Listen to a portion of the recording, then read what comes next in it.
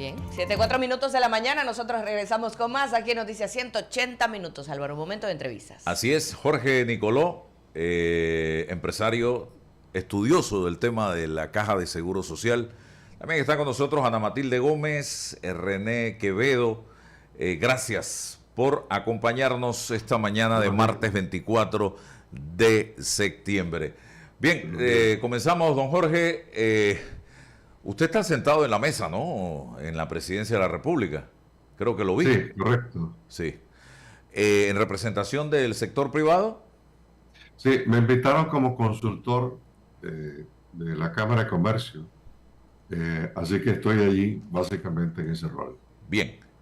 Ustedes presentaron una propuesta, creo que es de 3 pilares, efectivamente, para hacerle frente al problema de la Caja de Seguro Social. ¿Podemos desglosar en qué consisten estas propuestas para luego hacer las preguntas necesarias?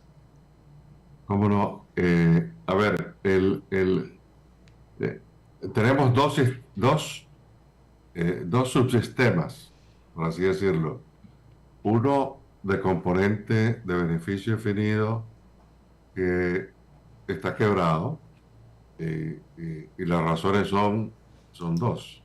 Una, que es un sistema cerrado, el sistema exclusivamente de beneficio definido, y la segunda, que los elementos de alerta y de compensación, al conocerse de que era un sistema cerrado, nunca se cumplieron, ya sea por la misma Caja de Seguro Social, su junta directiva, que no cumplió, o no se nombraron los miembros de la Junta Técnica Actuarial. Sobre esa primera parte de que está quebrado, podemos indicar de que los mínimos, por ejemplo, nunca se cumplieron, que es el mínimo de reserva, tenía que ser 2.25 veces el año del análisis, que normalmente en principio debió ser el año anterior. Es decir, si tus jubilaciones eran de 1.000 millones, el pago de las jubilaciones era 1.000 millones, entonces su reserva tenía que ser de 2.250 millones. Así de simple. Y lo otro que creo importante mencionar sobre específicamente ese punto es que en el 2015 el Fondo Monetario Internacional hizo un análisis al respecto y la reserva estaba en 1.57. Eso pasó hace 9 años. Y uno se pone a pensar, bueno, si la reserva era 1.57 para llegar a 2.25, pues sí, era una cifra importante, pero era una cifra muy manejable. Hoy día, pues obviamente la reserva es 0.18 por ahí, y obviamente estamos hablando de que el aporte para compensar eso es de más de 1.000 millones de dólares. El segundo punto sobre este primer problema es que la Junta Técnica Actuarial analiza 10 años. En esos 10 años, si hay algún año que tenga déficits, entonces la Junta Técnica Actuarial toma y mira ese análisis y recomienda alternativas o escenarios, como lo llaman ellos, de cómo corregir esta situación de los déficits. La Junta Técnica Actuarial, que no nombraron desde el 2011, básicamente no nombraron a los 3 miembros que por ley dice que tienen que firmar el informe de la Junta Técnica Actuarial, no fue sino hasta más que nada el 2019 que empezaron a tener los 3 miembros, ¿no? Y allí ellos presentaron a la Junta Directiva de la Caja definitivamente las recomendaciones o escenarios, y la Junta Directiva tenía por ley 90 días para hacer las recomendaciones al Ejecutivo de las medidas que había que tomar para poder compensar esta situación. Esos escenarios no son lo único O sea, estos escenarios dan un balance o alternativa de las cosas que hay que hacer, pero hay muchísimos ingredientes dentro de esto, que yo le llamo un cóctel de medidas que hay que tomar para esto, incluyendo los aportes que tendría que hacer el Estado. Bueno, esa parte no se cumplió y estamos hoy básicamente donde estamos, con déficit arriba de 1.000 millones. El segundo aspecto del programa del IBM, que corresponde al sistema mixto, es un sistema que tiene dos componentes. Un componente muy parecido al componente exclusivamente beneficio definido y tiene otro componente de cuenta de ahorro individual. La diferencia que existe entre el sistema exclusivamente de beneficio definido y el componente en el mixto de beneficio definido está en que en el mixto tiene un tope de $500, indica que los primeros $500 definitivamente van hacia, hacia ese componente. Haciendo un análisis de 800, de alguien que gana $800, que es la gran mayoría de este país, resulta que el 72,5% de todas las cuotas entran en ese sistema. Ahora, ¿cuál es la falencia de este sistema de acuerdo a la ley 51, el mixto? Es que no rinde tasas de reemplazo similares al otro sistema que está quebrado, no tiene fondos. Entonces, ¿cuáles son las tasas de reemplazo que más o menos indica? El Fondo Monetario Internacional, en su informe del 2015, que se hizo a solicitud del ministro de Economía y Finanzas de ese entonces, Dulcidio de la Guardia, ya hicieron un cuadro, y ahí se ve el cuadro en el mismo informe. Y en el informe se establece que empieza dando, creo que era un 35-37% de tasa de reemplazo. A medida que fueron aumentando los salarios en el tiempo, pues obviamente esa tasa de reemplazo baja. Entonces, eso crea el siguiente problema. Aparte de que si lo vemos estrictamente como fue diseñado en la ley 51, es correcto. Da menos tasas de reemplazo. Pero vamos a analizar por qué da menos tasas de reemplazo. Y esto no lo digo yo, lo dice la OIT en su informe del 2022. En el informe del 2022, claramente en su análisis, en su análisis del mixto, la OIT habla de que en el mixto habla, y estoy buscando exactamente la cita, pero la voy a decir, habla de que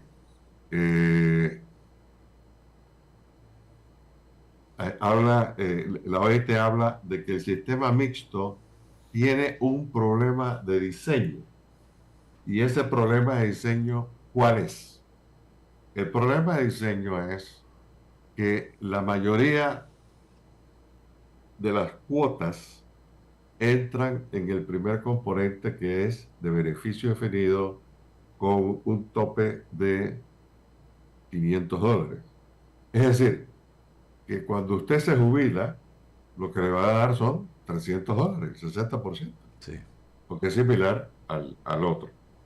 Entonces, ellos indican que ese problema de diseño ocasiona que se represe las reservas en el sistema mixto a un punto de que si no se hace ningún cambio, siguen las pensiones con tasas de reemplazo bajas, pero el fondo de reserva en el mixto, que corresponde al sistema de beneficio definido, crece de una manera tal que en el 2095 tiene casi 200.000 millones.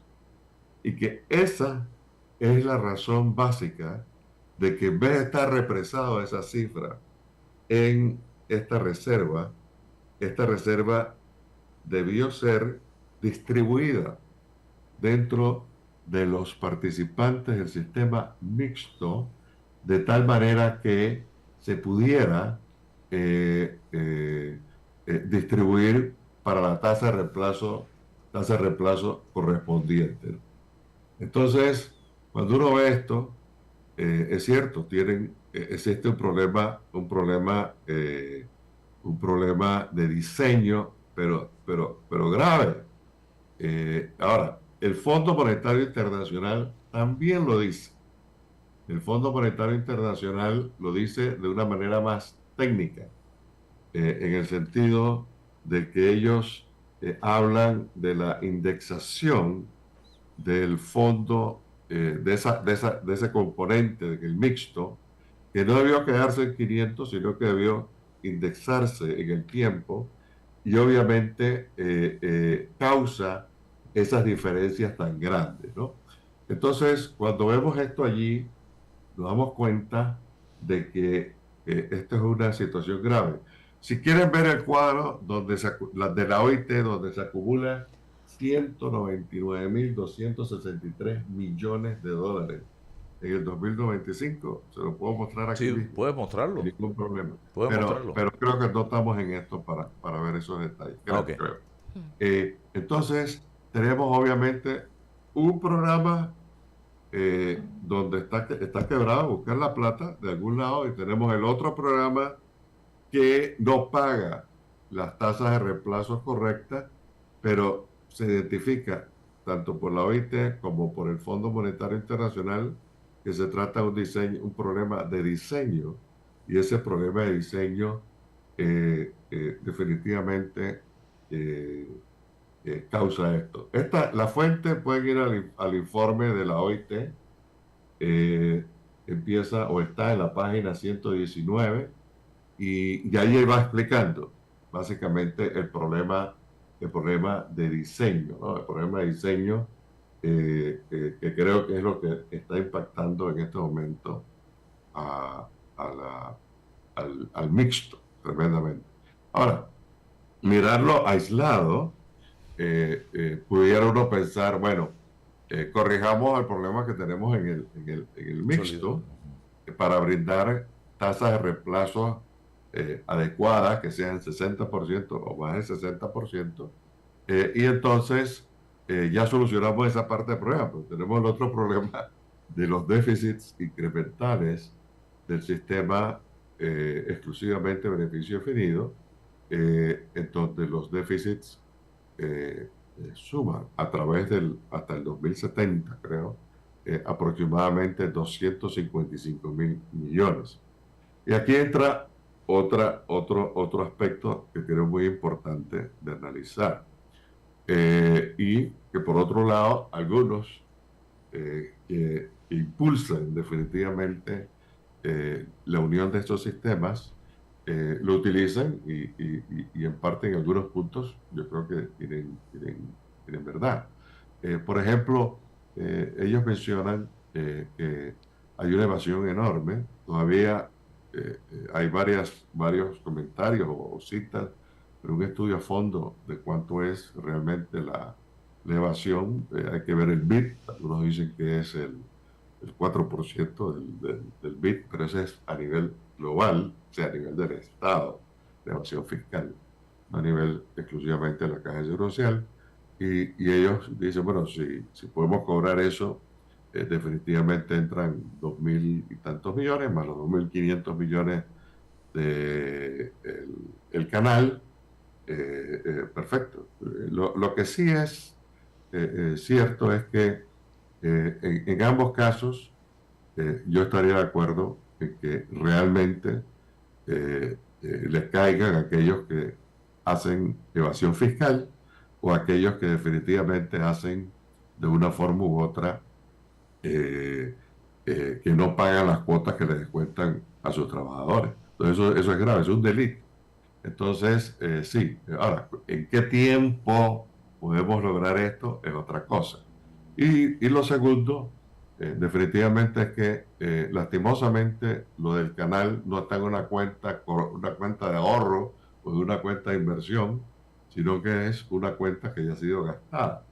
Entonces tendríamos que ver cómo podemos cortar diferentes gastos, incluyendo algunos que benefician a las entidades más pobres.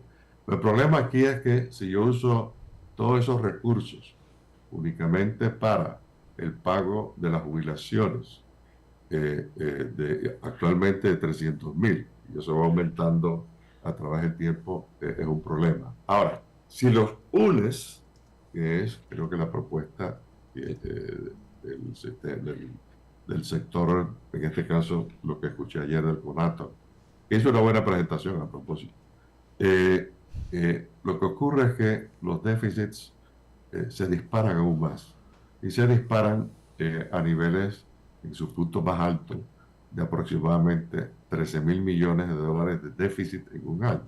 Wow. Entonces, por más que le pongas la evasión, por más que le pongas el canal, ya sea que le quites a los otros para poder usar la plata del canal que está gastada, por más que le pongas todos estos otros ingredientes, no cubre definitivamente esos déficits. Y la diferencia entre un sistema de beneficio definido y un sistema de contribución definida es que esos sistemas de exclusivamente de beneficio definido o de beneficio definido crean deuda nacional importante y gigante. ¿Y a dónde apunta? En los sistemas de ahorro Ajá.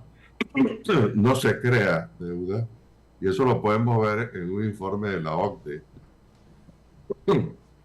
en donde los países como México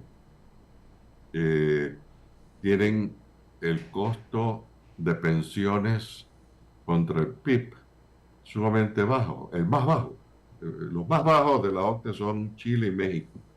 Y la razón es que tienen 100% de su sistema como sistema de cuenta de ahorro individual. Y ahora, hace 2 años, en el 2023, Holanda, que es el otro que ha pasado todo su sistema de beneficio definido de los cotizantes activos hacia el sistema de cuenta de ahorro individual. Entonces, lo que ha trabajado, digamos, el sector privado trata inicialmente de resolver el problema que tiene el sistema mixto, donde se paga de acuerdo al sistema diseñado en la Ley 51, donde las tasas de reemplazo son bajas. Entonces, ¿cómo ellos miran esto?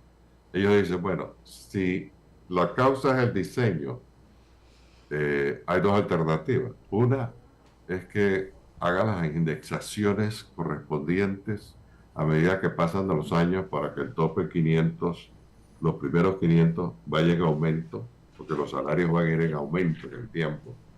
Y lo segundo es que elimina el sistema de beneficio definido porque es insostenible por razones demográficas, que ya no hay tanta gente pagando las jubilaciones de los actuales jubilados.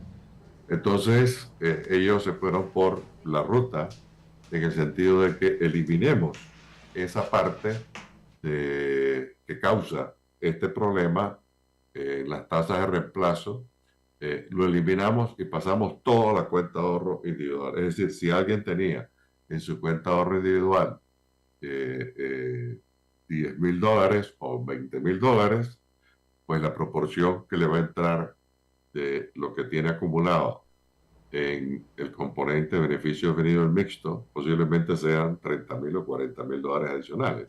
Entonces eso debe mostrarse en su tarjeta o en su cuenta, ¿no? Y los rendimientos que eso le ha generado.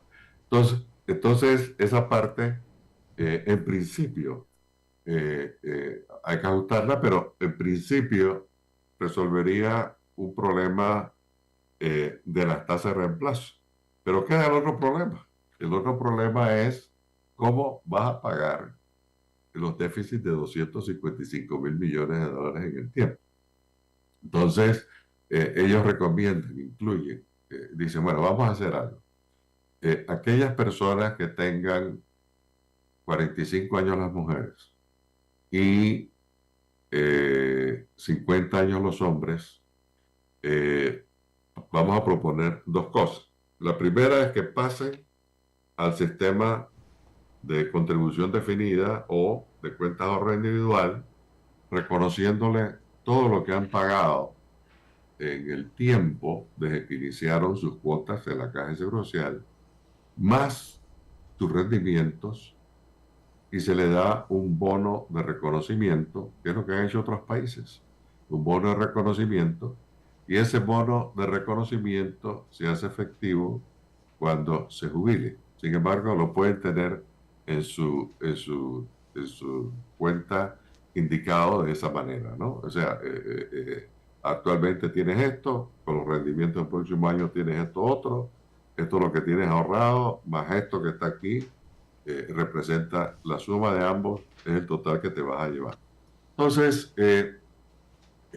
básicamente, ellos, a propósito, son 12 años. O sea, la persona, en el caso de las mujeres, que tienen 45 años, entonces estamos hablando que son 12 años para jubilarse. O sea, no es que se van a pasar gente que tiene 2 años para jubilarse, 1 año para jubilarse, o 3 años para jubilarse.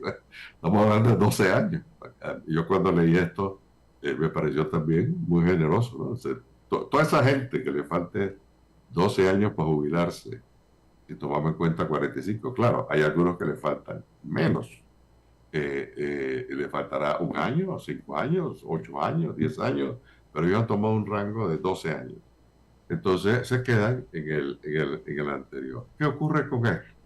Ocurre que como hay una deuda enorme en lo que es el beneficio definido, con esto bajan la deuda. En principio debe pagar tasas de reemplazos para esta gente que pasa similares o superiores, definitivamente, y me gustaría pues que conversemos sobre los rendimientos, porque aquí el rendimiento es fundamental en cualquier sistema, en el de beneficio definido como en contribución definida. Entonces ellos pasan y disminuye definitivamente la deuda nacional de una manera importante. Entonces, conceptualmente, ese es el razonamiento que se tiene para esto. El sistema tiene los tres pilares. Los tres pilares, el primer pilar es el que tenemos hoy día, que es 120 a los 65. Ese pilar continúa, pero con la diferencia de que como se va a reconocer lo que ha pagado la gente en el tiempo con un bono de reconocimiento, ellos han incluido en esto que aquellos que no tienen jubilación, pero que han abonado 1 año, 5 años, 10 años, 12 años al sistema del IBM, se le reconozca ese pago, y las corridas que se hicieron mencionan de que aquellos que más han acumulado, pudiera pensarse de que pueden llegar, en vez de 120, a recibir 120, pudieran llegar a recibir $255 por mes en este sistema.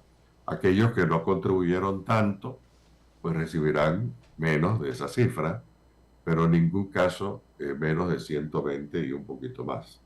Entonces, desde ese punto de vista, hay un componente que se ha denominado en la propuesta un componente solidario, en el sentido de que los más necesitados, que es esta gente 120 a los 65, que hoy día con 120 se hace muy poco, definitivamente ese aporte adicional les va a ayudar mucho, y por lo menos les alivia un poco la situación de pobreza en que viven. El segundo componente es un componente que tiene que ver con lo que actualmente se paga, que es el 3,5%. Y ese componente continúa, pero va todo a las cuentas de ahorros individuales. Entonces, desde ese punto de vista, los rendimientos tienen que ser importantes.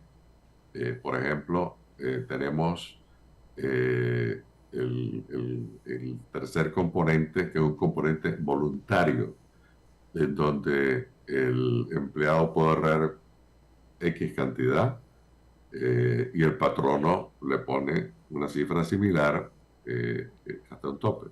Es muy similar al sistema del CIACAP, que ha manejado muy bien sus fondos.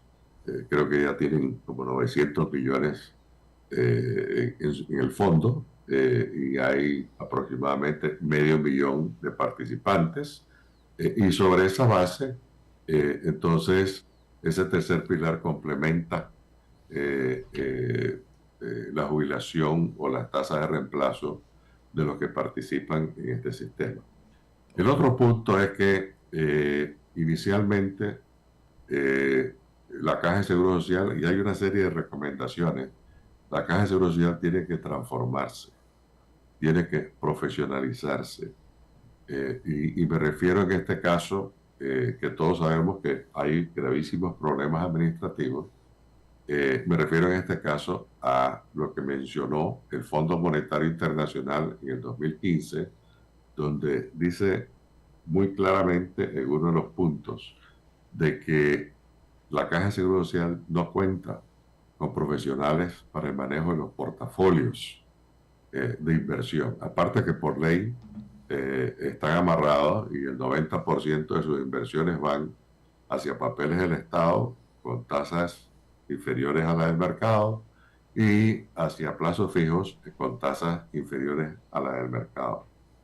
Entonces, aquí eso obviamente representa un problema. O sea, ¿quién va a administrar el portafolio de inversiones de una empresa que puede tener más de 10,000 millones para invertir? Entonces, hay dos componentes. El primer componente es que tiene que haber un supervisor de pensiones en este país. Nadie que maneje 10,000 millones de dólares de reserva puede manejarlo por su cuenta y no hay nadie encima de ellos que lo supervise.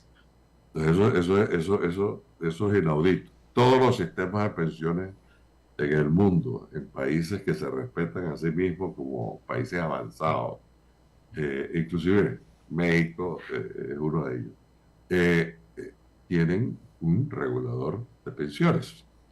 Y ese regulador de pensiones es como le piden a los bancos que le manden sus estados financieros de manera regular. Se hacen los cálculos y las medidas, y cuando se ve que algo está pasando, le caen encima definitivamente al banco, lo intervienen o lo cierran. Claro. Entonces, para esto, definitivamente ese es uno de los elementos. Hay otro elemento que mencionan en el sistema, es que, igual que en otras latitudes, pero ojo con esto, tenemos la Caja de Seguro Social que tiene que transformarse, indican lo siguiente: no dejen, estoy poniendo yo mis palabras, pero más o menos ese es el significado de lo que escribe el Fondo Monetario Internacional. Dice: no debe tomar decisiones la junta directiva sobre los rendimientos. Pues es duro, definitivamente. Y ya dijeron de una manera muy dura, y me da pena decirlo, de que no hay profesionales experimentados en esto. ¿Por qué? Porque el manejo de portafolio requiere gente muy experimentada. No es gente que tenga una base muy buena en finanzas o tenga una base muy buena en matemáticas, lo que sea, pero no, tiene que tener la experiencia de dónde estás metiendo tú definitivamente tu dinero. Y mencionaba antes sobre las inversiones, y es que este es el kit de la diferencia en muchas cosas. Por ejemplo, Desde que inició el programa de la Caja de Seguro Social hasta el día de hoy, los rendimientos de la caja es 2.1%. Wow. Si vemos países como Perú, tiene casi 7%, Uruguay tiene 7.3%, 7.3%. Si vemos otros países grandes, están arriba del 6,5-7%, y Panamá tiene 2.1%. O sea, nosotros mismos nos hemos dañado. Si vemos los 10 últimos años, el rendimiento de Panamá ha sido 3.9%. Ha mejorado en los últimos 10 años. Sin embargo, vemos países aquí al lado, como Costa Rica, que tiene rendimientos de 7.2%. Tenemos países en República Dominicana que tienen rendimientos de 7.2%, y tenemos países en América del Sur que tienen rendimientos de 5, 6 y casi llegando a 7. Entonces, si no hay rendimiento en un fondo para pensiones, el fondo no va a rendir las tasas. Entonces, ellos recomiendan que tiene que ser como si fuera un ente separado. Ahora, que ese ente separado puede ser el SIACAP, por ejemplo, que es estatal, perfecto. Lo que han experimentado otros países es que inicialmente lo puedes manejar con el fondo estatal, ¿no? El fondo estatal de manejo de las inversiones. Y ese fondo estatal tiene un rendimiento. Pero si hay otros fondos que tienen rendimientos más altos, entonces puede haber la posibilidad de que individualmente, en este caso Jorge Nicoló diga, óyeme, tú me estás pagando el 4%, pero los otros fondos me están pagando el 6,5%, como el SIACAP. Yo quiero que me lo cambies al SIACAP o me lo cambies a otro fondo. Y entonces se hacen las transferencias de esos fondos. Eso, eso definitivamente tiene sus pros y sus contras, pero también como vemos que el problema es el problema de pensiones. En cualquier lado del mundo tiene dos componentes, el financiero y tiene el componente político. Entonces, obviamente hay que ver cómo se maneja. Yo pensaría que una alternativa sería el SIACAP, en el sentido de que y si tu seguro social no me pagas lo que me debes pagar y el SIACAP sí me paga más, entonces me voy a tener que ir al SIACAP porque claro, tú no me rindes más. Aquí tengo... Y por último, quisiera, hay dos puntitos que me faltan nada más. Y por último, quisiera mencionar lo siguiente. El pilar voluntario inicialmente inicia como un pilar obligatorio, pero que a los 2 meses el empleado puede salirse, o sea, sin ningún problema. La experiencia a nivel mundial es que el 90% se queda dentro del sistema porque, hombre, si le pagan buenos rendimientos, perfecto. Ahora, ¿qué hay de aquellos que no pueden ahorrar? ¿Qué hay de aquellos que ganan muchísimo menos, básicamente salario mínimo, que a milagro pueden subsistir, ¿no? Entonces ahí entran otros elementos que definitivamente hay que considerar, pues esa gente no va a poder definitivamente ahorrar. Y aquí entra hasta cierto punto el elemento de una probable pensión mínima que tendría que ser revisada por el Estado, calculada por el Estado, que actualmente creo que son $256, que con eso hoy día no se vive, en la cual se va a tener que revisar para que las personas puedan recibir algo mejor. El último punto. En Costa Rica existen fondos parecidos al SIACAP. Hay un fondo, que es el Fondo de los Maestros.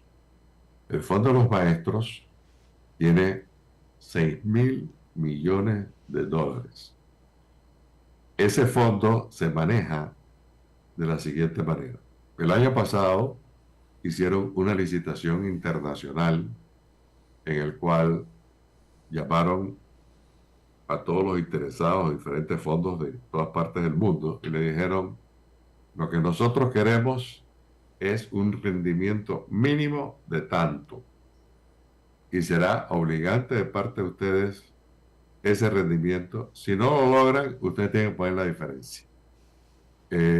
Hombre, y se logró en un llamado internacional de que le compraran la idea y distribuyeron los 6.000 millones en aquellos fondos internacionales reconocidos, obviamente, en los cuales para que le manejaran estos fondos que pertenecen a los profesores costarricenses desde el inicio hasta el día de hoy, los que están de profesores o los que fueron profesores, y de allí uno empieza a ver cómo han manejado ellos la parte de su rendimiento, que definitivamente lo han manejado mejor que nosotros.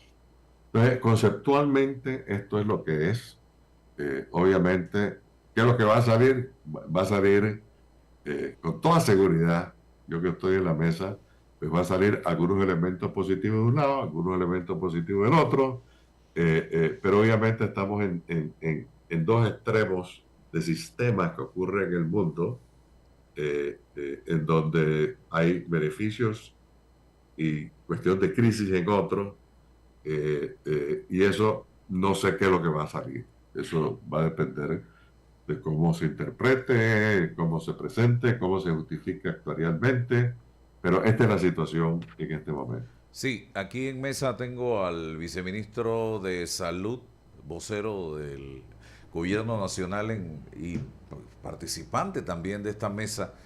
No sé si los invitados, Ana Matilde, quiere aportar algo, también René Quevedo, preguntarle al viceministro, preguntarle al doctor Jorge Nicoló, porque ayer precisamente se venció el plazo para la presentación de propuestas por parte de los diferentes sectores que integran esta mesa de diálogo. Ana Matilde. Sí, bueno, gracias. Muy buenos días a todas, Jorge, Yeah. a René, y a todos los oyentes, Lisbeth, viceministro, que está aquí también, dices tú. No Muchas lo veo gracias. en la pantalla, pero saludos a todos. Por supuesto que este es un tema que aunque nos rebase a muchos, porque los detalles técnicos, muchos muy bien dominados por René, por Jorge y otras personas que salen a dar opinión pública, lo rebasan a uno como ciudadano desde el punto de vista técnico. La esencia de la seguridad social nos importa a todos. Yo me gustaría preguntarte, Jorge, si tú que estás ahí adentro sientes que esos dos extremos de los que tú hablas, porque hay concepciones ideológicas distintas y yo lo puedo entender y a veces hasta me disgusta y me duele escuchar a miembros del sector empresarial, no es tu caso, a ti no te lo he escuchado, pero algunos decir que hay que desideologizar. Eso es una pretensión que es una ideología en sí misma, porque tú no puedes Sí, descomponer al individuo del claro. conjunto de ideas que acompañan su vida. Eso es lo que es una ideología. Entonces, eso no es ni bueno ni malo, es solamente el conjunto de las realidades que forman el pensamiento de la persona, dependiendo de cuáles son sus orígenes, cómo ha sido su educación y demás, y comprender esas diferencias ayuda muchísimo a encontrar puntos de coincidencia. La pregunta que te quiero hacer, puede que hayan iniciado muy distantes en los dos extremos. ¿Crees que a lo largo de estos días que han estado sentados han caminado hacia el punto de coincidencia? ¿Hay algo de acercamiento? ¿Tú dirías que a medida que conversan se alejan porque las posturas se mantienen muy diferenciadas? A ver, muy buena pregunta, Ana Matilde, y gusto verte, que tenía rato que no te Sí, veía, ¿no? A ver, eh, eh, hemos tenido 3 sesiones. muy La poco. primera sesión, yo diría, para ponerla en una definición, fue algo agitada, definitivamente, por las diferentes posiciones en la mesa, ¿no? Bueno, hay que respetar lo que la gente piensa. Perdón. La siguiente sesión ya hubo un poquito de más fluidez, donde se presentaron la situación de los sistemas de pensiones a nivel internacional y específicamente a nivel de América Latina. O sea, gran parte de la sesión, de esa segunda sesión, correspondía a eso, más aclaraciones con relación a que el día lunes se venció el asunto de las propuestas. En el día de ayer se habló ya específico, el director Dino Mon habló específico de la situación de la caja y mostró aspectos muy importantes que pude percibir que tanto el sector de gremios o sindicales como el sector empresarial estuvieron muy interesados en ver esas cosas. Y luego presenta el CONATO, que quiero decirle que hicieron una excelente presentación. O sea, desde el punto de vista, la combinaron desde el punto de vista legal y la combinaron desde el punto de vista de lo que ellos creen que unir los sistemas y de dónde van a salir esos fondos para compensar esos déficits que suman 200, si los unes, resulta que son 355 mil millones de déficits hasta el año 2070. Entonces, que ellos creen que pueden sacar esas cifras, ¿no? Hubo preguntas todas muy respetuosas y creo que yo diría que ambas partes empezaron a entender cuál es la presentación que ha tenido el CONATO, porque es el primero que ha presentado.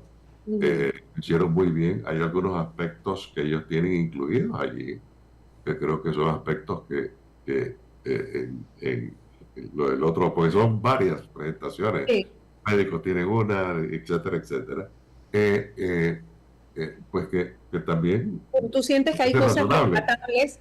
Ahora, de que vayamos a llegar a un acuerdo, como quien dice, final, en algunas posiciones, también es difícil, porque hay posiciones como muy arraigadas, ¿no? Las posiciones pero también, Jorge, también yo siento que es que hay diferencias que son sustanciales. A veces hay unas que son de forma, porque obviamente primero tiene que establecerse una relación de confianza. Si tú te sientas en una negociación, primero tú tienes que creerle a tu contraparte. Y tú lo sabes, en el sector privado se negocia así. Cuando uno es abogado, por ejemplo, y tú vas a una negociación, lo primer trabajo que tú tienes que hacer es estudiar bien quién es el equipo legal que te va a traer la contraparte. Bueno, aquí también hay hay como dos extremos. Y lo primero es bajar esos niveles de intensidad que hay de descalificación, ¿no? Del sentido de ideologizados, no sé. No, eso es natural, hay que aprender a convivir con eso. Porque claro, la formación en el sector, de la mayoría de las personas que escogen su desempeño en el sector privado, es más liberal, más libertaria, es distinta, ¿no? Es más de ganancia, etcétera, etcétera. Hay otra visión de las cosas del mundo.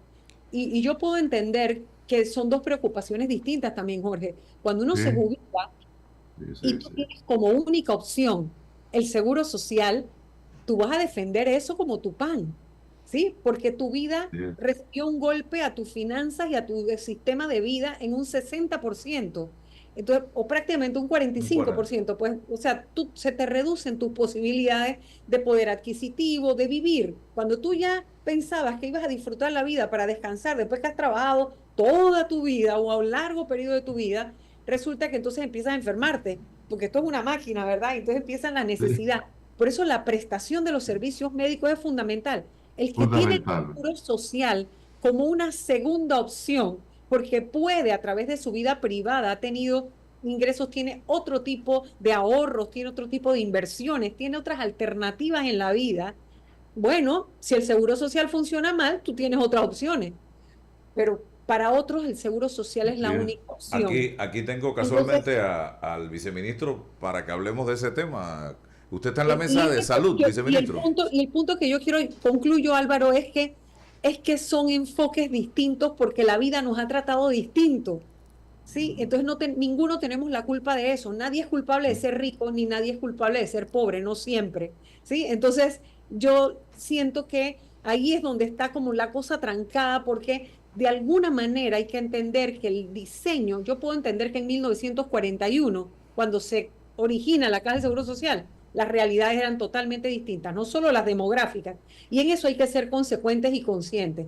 Todo está distinto ahora, estamos en otro siglo, en otro siglo. Así que sí hay que concebir la reforma estructural, pero contemplando también que el mandato constitucional lo que dice es que el Estado es el garante de la salud y el garante de la vejez digna. O sea, de que tú cuando estás viejo, cuando estamos viejos, que el Estado no nos abandone en materia de enfermedad, en materia de viudez, en materia de riesgo, o sea, en una serie de contingencias o de situaciones que pueden darse en la vida que el Estado tiene que garantizar. Eso es lo que dice la Constitución. Entonces, bueno, es Doctor mi punto, ¿no? Manuel Zambrano.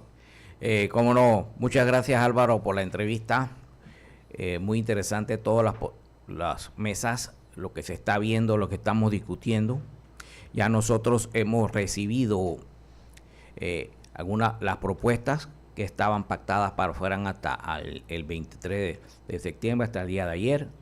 Presentó la Federación de Pacientes de Enfermedades Crónicas, la Cámara de Comercio de Panamá, los colegios médicos, la MUAC, la Convenenal.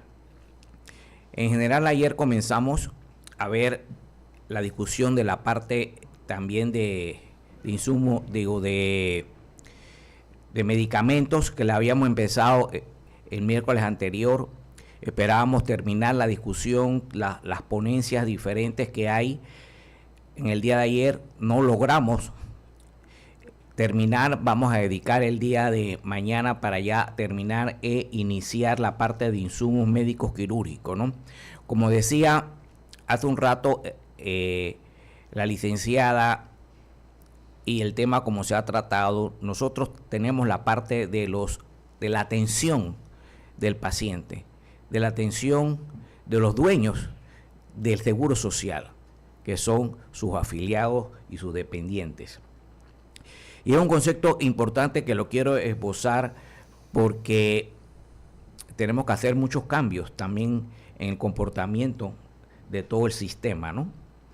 Hay que entender y comprender que el seguro social es la garantía de la tranquilidad y la paz de todas estas personas que han estado cotizando durante tantos años, y lo vas a ver más en el periodo ya de la vejez, de la parte de cuando estás en la parte de las pensiones, ya cuando tienes enfermedades crónicas, cuando tienes la diabetes, tienes la hipertensión, tienes las diferentes enfermedades que ameritan que estés tomando medicamentos constantemente. Entonces, estos desabastecimientos, estas faltas de continuidad y facilidad para conseguir una cita, estas situaciones que se dan, que usted va a buscar el medicamento, no existe, entonces, y se le vence su receta, tiene que cada 30 días ir a buscar los medicamentos.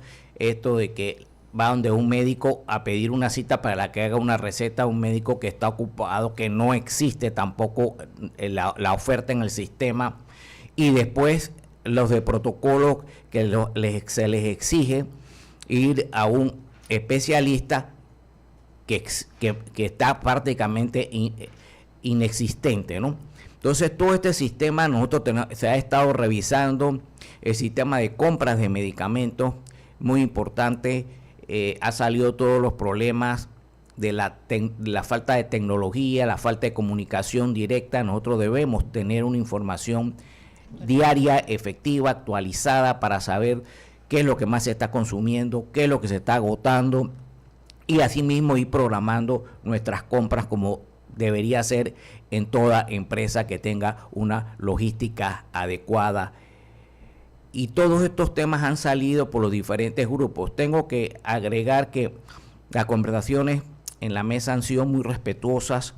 Todas las partes han estado colaborando, han estado aportando diferentes puntos de vista, definitivamente, porque son diferentes grupos con diferentes pensamientos, pero todos han aportado y están en una forma positiva, construyendo a ver una propuesta, ayudando a construir una propuesta para ver si logramos, por lo menos en la parte de salud, tener un documento que complazca y que pueda ayudar a que la población en general sienta esa paz, esa tranquilidad y sobre todo esa confianza en el sistema. El ambiente en esa mesa, ¿cómo lo ve usted? Es la misma pregunta que hizo Ana Matilde en el caso de la mesa de IBM. En general, tengo que decir y repetir que el ambiente en la mesa, yo he estado en varias mesas, pero el ambiente en esta mesa ahora es muy positivo. En esta mesa las personas quieren contribuir, las personas quieren ayudar, las personas están pidiendo cambios que favorecen al sistema. ¿La unificación de los sistemas se ha hablado allí? Se ha comenzado a tocar ya la unificación del sistema y en general mi percepción es que no vamos a tener dificultades en conversar y a sacar el tema adelante. Todos creemos que debemos unificar el sistema. Ok, ¿se ha hablado allí de lo referente al traslado del oncológico a la Ciudad de la Salud? No, ese tema no se ha tocado. El traslado, eso ya es un asunto administrativo que va a haber que tratarlo. ¿Ya esa es una decisión o todavía está en discusión? Bueno, es una decisión ya tomada por el señor presidente y está en las conversaciones y ahora mismo se están tomando todo lo pertinente para poder hacerlo efectivo. Acuérdense que esto hay que coordinar varias cosas, transporte, los médicos, los movimientos y todo, y esto va a llevar un tiempo, pero el señor presidente ya lo ha planteado, que quiere resolver este problema como lo plantea él en su posición muy clara, de mover el oncológico y el ION allá para dar bienestar a los pacientes. Viceministro, en cuanto a las citas médicas y medicamentos, ¿qué acciones inmediatas van a tomar mientras la mesa avanza con este diálogo? Se ha estado hablando de revisar toda la parte y todos los lugares donde ha funcionado otros sistemas que han funcionado pero que después se han desechado. La parte tecnológica definitivamente va a jugar un papel fundamental porque inclusive se ha aplicado tecnología, pero no se ha implementado como debe ser. Entonces, quedamos a media y se desecha. El personal no fue capacitado para manejar el sistema, se desecha. Entonces, esta es una situación administrativa realmente, ¿no? Y como he comentado yo varias veces, el problema del seguro social en esta parte de prestaciones es un problema administrativo y de logística y de sentido común, porque ¿cómo usted va a tomar planes y programas, va a comprar equipos, va a comprar software, pero no forma al personal para utilizarlos? Entonces la gente va rechazando y va rechazando poco a poco y va quedando el programa, el software ahí, no se utiliza y por lo menos en Chiriquí hubo un momento que se aplicó y funcionó. Hay áreas donde ha funcionado y después se ha desechado. O sea, tenemos que realmente tener una visión clara para dónde vamos y qué queremos, pero tiene que ser un proceso que tenga continuidad. No es porque yo llegué y ahora cambio esto porque no me gusta o que quiero poner el otro. No, esto tiene que tener una visión de país. En el caso de la unificación de los sistemas, si se logra este objetivo, quedaría la Caja de Seguro Social prestando los servicios de salud y también administrando el tema del IBM. Esto realmente va a ser en conjunto la administración de la parte de salud. La parte de IBM le corresponde a la Caja de Seguro Social. Por constitución, la parte de salud sí le corresponde la verificación y la prestación al MINSA, al Ministerio de Salud. Velar por todo esto, pero que unidos con la Caja del Seguro Social en la parte de prestaciones podamos hacer un mejor uso y racional de los recursos, que es una situación que tenemos que ver. Tenemos una cosa en un lugar, en el otro no, pero lo que tenemos en el otro lugar no existe en el anterior. O sea, entonces no funcionamos en ninguno de los dos. La pregunta se la hago porque el modelo de Costa Rica, que usted hablaba, Jorge Nicoló, hace un rato, es precisamente la Caja de Costarricense de Seguridad Social, que ayer quedó metida en un escándalo de corrupción, administra presta los servicios de salud y también administra las pensiones. El ministerio simple y sencillamente es el ente rector. Jorge. Sí, a ver, en el tema de salud, lo administra la Caja de Seguro Social porque estaban separados antes. Y la razón por la cual se lo pasaron a la Caja de Seguro Social era que la Caja de Seguro Social prestaba mejor servicio. Ya tan sencillo como eso. Esa Caja de Seguro Social tiene otro elemento que es el que mira los rendimientos, básicamente. Entonces, hay una especialidad que es la parte de salud, que ellos la han manejado muy bien. Hay otra especialidad que lo está manejando, entiendo yo, no en conjunto con ellos. Así que yo diría que ellos han buscado las especializaciones y definitivamente en el caso de salud, básicamente a lo que me refiero, lo que tengo conocimiento es que la Caja de Seguro Social allá prestaba mejor servicio de salud que cualquiera. Entonces decidieron pasarlo a la Caja de Seguro Social. Álvaro, permíteme una pregunta. Sí, adelante. Jorge, tú que has estudiado tanto este tema desde hace muchos años, ¿tú conoces algún país que habiendo emigrado a cuentas individuales ahora esté regresando al sistema solidario porque la misma diseño no permitió garantizar la universalidad y la solidaridad del sistema? Sí, a ver, hay un estudio que hicieron varios miembros del Departamento Social de la OIT, que se llama Reversión, algo de ese tipo, ¿no? Ellos indican países de Europa del Este y en América Latina incluyen Argentina, en el 2008 incluyen Venezuela, incluyen Nicaragua, incluyen, creo que Paraguay, Ecuador, no recuerdo muy bien, en donde dicen, se pasaron al sistema anterior que era de beneficio definido. Salió otro estudio en el cual la FIAP indicaba, por un lado este estudio, que a propósito no es de la OIT, hay un disclaimer importante en la página 2 de ese libro que me lo leí íntegro, donde dice, esto que se dice en este libro no es opinión de la OIT, son de los subautores. Entonces, en el otro estudio indica lo siguiente, indica que los países de Europa del Este, eran como 10 países, que revirtieron el sistema de cuenta de ahorro individual al sistema de beneficio definido, era por razones fiscales. Y viene a explicar por qué.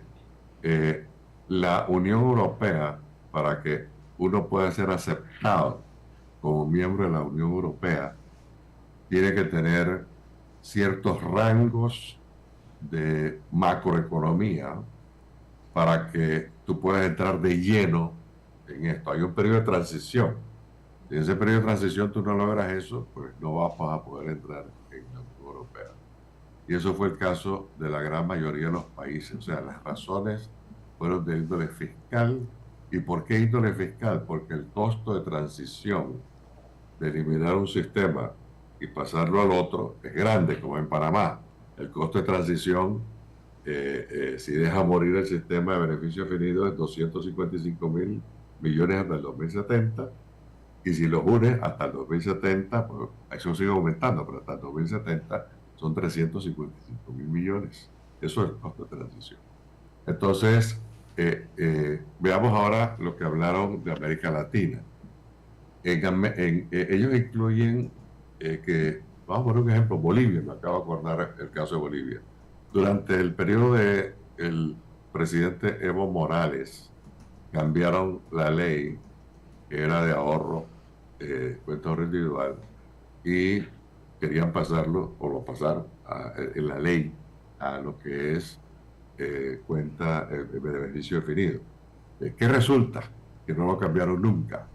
Lo que acaban de cambiar con el presidente actual es que lo que le llaman las AFP, las asociaciones de fondos privados, que manejaban los fondos de los cotizantes de Bolivia, tenían dólares. Y resulta que el país tenía un problema fiscal enorme, ya que sus reservas en dólares de 20.000 millones habían bajado a 2.000 millones y estaban en crisis. Entonces, por esa razón, no es que hicieron el cambio al sistema viejo, sino que ahora dijeron, no, todo lo va a manejar, esos fondos los va a manejar el Estado. Entonces, así lo hicieron. Fondos en dólares, los maneja el Estado, no sé cómo quedará eso. Vemos la experiencia de Argentina. Argentina, sí, en el 2008 pasó lo que son las cuentas ahorro individual, que los fondos estaban en dólares. Y el problema que tenía el gobierno argentino en ese entonces era un problema fiscal enorme, igualito al de Bolivia. O sea, las reservas en dólares no las tenían. ¿Y qué ha pasado? Pues dijeron no, nos vamos al sistema anterior y resulta que esos dólares, y vimos fotografías y noticias de pensionados llorando en la calle en Argentina. Bueno, ¿qué pasa ahora en Argentina? Ellos pagan solamente en pensiones 24%. 24% entre el empleador y el empleado. Aquí pagamos 3,5% entre empleador y empleado. Y lo van a aumentar porque no aguantan. Ahora, veamos otros países. Ellos incluyeron Venezuela, pero Venezuela nunca ha tenido un sistema obligatorio de cuenta ahorro individual. Además, Nicaragua tampoco. No es un modelo para nada. Sí, para nada. Nicaragua tampoco. Entonces, realmente han desvirtuado ese estudio de estos miembros del Departamento Social de la OIT. Entonces, sí ha habido experiencia, pero la experiencia ha sido más por razones fiscales que por otras razones. Bueno. Le quiero quizás comentar algo más. Los países que tienen sistemas de ahorro individual desde hace muchos años, muchos de ellos son los mejores en el mundo. Y siento de que no hay ninguna necesidad de volver al otro sistema, que es un sistema piramidal. Pero hacia la con esos países que me dices que son exitosos en los sistemas individuales, tienen una media de salario alto en general en la población. ¿Me mencionas alguno para yo irme a estudiarlos también? A ver, y con mucho gusto puedo enviarte unos estudios muy interesantes. A ver, ¿cuáles son los mejores países en el mundo? Digo, parecidos a nosotros también, porque obviamente no. Bueno, por ejemplo, Uruguay maneja bastante bien su sistema de pensiones. Pero ¿qué sucede cuando tú dices, bueno, tengo que fondear mi sistema de pensión? En Uruguay hay un sistema de pensión que tiene que ver con beneficio definido. Pero ellos han optado tipo los países, digamos, europeos, algunos países europeos, en el cual yo te pago, sí, te voy a pagar, te quedas en este sistema, pero tengo que aumentarte los impuestos, tengo que aumentarte la jubilación, tengo que aumentarte X y Y. Por ejemplo, en Uruguay el 21% del ITBMS, cuando aquí pagamos 7%, allá el 21% se paga el 7% para las pensiones y también le da jubilación, la acaban de aumentar. Igual en Brasil le da jubilación, a propósito, en Uruguay es 65 años. En Brasil, 67 años los hombres, 65 años las mujeres, y tienen un alto por ciento de lo que le llaman IVA o ITBMS, como nosotros, de 20 y pico %. Entonces, sí, tú tratas de mantener el sistema viejo, pero el sistema viejo hay que ajustarlo cada cantidad de años, aumentando la jubilación. La tendencia, digamos, en Europa en este momento está en 64 años. Pero ¿cuántos años tienes que pagar para ganarte esa pensión mínima? Vamos a ver el ejemplo de España. 38 años. Los otros países están en 40 años. Tienes que pagar 40 años para tener una pensión mínima. Entonces, ¿eso qué significa? Significa que Ok, tú quieres mantener ese sistema. El sistema es carísimo porque crea déficit creciente. Hay un problema político en esos países, que lo vimos en Francia. Pero hay 85 países en el mundo que han ajustado todos sus parámetros o los han cambiado. O sea, no son pocos países, son 85 países que han hecho cambios. Y es que tiene una Entonces, lógica, ¿no? Si tú aumentas, tú das buena prestación del servicio de salud, la gente debe estar sana para trabajar un par de años más, porque evidentemente yo a los 57 años me sentía plenamente como no, útil, y es como así, activa, y uno es decía, así, pero es así. Me siento. Sí, o sea, Sí. Y pero te- pero eh, depende de la salud que tú recibes, porque es que una cosa Pero está casada con la otra. le digo algo a Ana Matilde. En Europa, que son muchos gobiernos tipo socialdemócratas, por así decirlo, el sistema de salud es muy bueno. Además, te enfermas en tu casa y tienes cierta edad y no puedes salir, ya te envían el médico. Es que porque casi no hay salud privada, y eso es un lujo, no hay, porque no hay, los sí. impuestos son Bueno, altísimos, pero la gente ve ellos sí reciben el servicio, por eso los impuestos son 45%, 50% o más. Pero es que muchos esa es tienen que parte, pagar la pensión. disculpe, pero es que esa es parte de la incongruencia que hemos tenido. O sea, no cumplimos por una parte y queremos entonces resolver la otra. O sea, la parte que nos corresponde a nosotros y que hemos podido mantener y hemos debido haber resuelto, que es la parte de las prestaciones médicas, realmente no hemos cumplido adecuadamente. Entonces, por eso es también la resistencia de la población, de nuestros asegurados. Una vez que cumplamos también nosotros y que pongamos sobre la mesa todo lo que tenemos que hacer para resolver y atacar todo este problema de los abastos, todo este problema de los insumos, todo este problema de los medicamentos, de las citas, todo el mundo va a estar de acuerdo que vamos a reformar lo que sea necesario para salvar nuestra caja de seguro social. ¿Qué viene ahora, doctor Zambrano? Luego que pasó el día D, que era el primer día D, que era el día de ayer. Bueno, nos falta todavía terminar una parte que es de los medicamentos.